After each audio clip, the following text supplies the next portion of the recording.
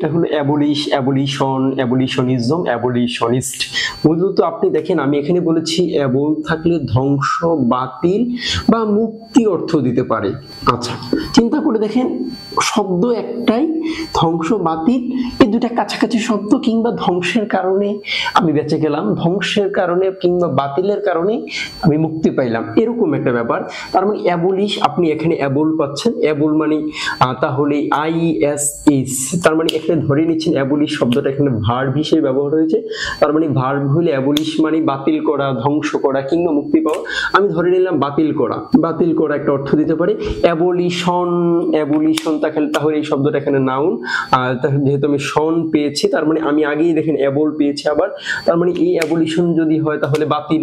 আচ্ছা, এবার আসি অ্যাবলিশন ইজম,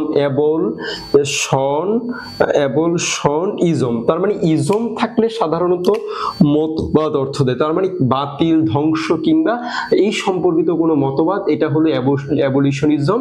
আর যদি এই মতবাদ বিষয়ে কেউ কোনো রকমের বাতিল, ধ্বংস এই বিষয়ে যদি কেউ দক্ষ হয়ে থাকে তখন তাকে আরবিতে ফাইল বলে।